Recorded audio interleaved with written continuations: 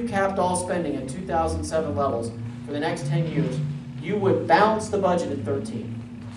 And instead of having $26 trillion debt in 2020, you'd cut the current debt of 14 in half to 7. And you would save America. It's not rocket science. It just takes courage.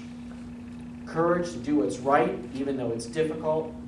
And then when you're done doing your work, come home and live under the laws that you passed and try not to be a career politician. Time is gone for that. It's not what our founders intended.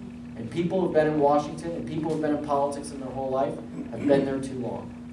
It's not just Democrats. It's Republicans too. I got to tell you, in the United States Senate, when I was there, and it's better now because new people like Marco Rubio and Pat Toomey and Rand Paul and other folks have joined at Kelly Ayotte. But when I was there, of the 40 Republicans, I'm not talking about the 100 senators, I'm talking about the 40 Republican senators, 6 or 8 or 10 got it. We got to make changes. And we got to make those changes now. Now, this 2010 election was tremendously important, and we made strides, but we only did 1/3 of the job. In 2012, we can take the Senate back. Democrats defend 23 out of 33 Senate seats. Bill Nelson has to go.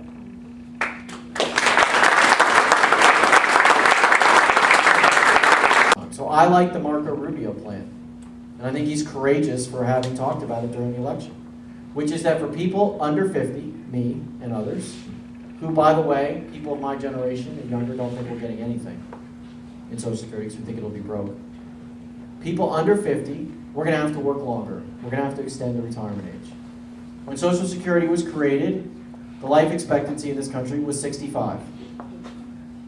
The time when you got your money was 65. We're not going to live, we're going to live a lot longer than that, thank goodness.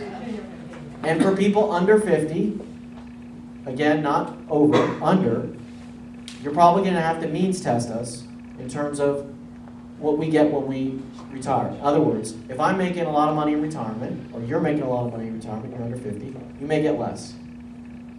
Now, we shouldn't have to do that, but Congress took the money out of it. But Social Security is not the big problem. Medicare is the big problem. Medicaid's the big problem. And creating Obamacare and putting 18 million new people into Medicaid and 30 million new people into a new entitlement program when we can't afford the entitlement programs we have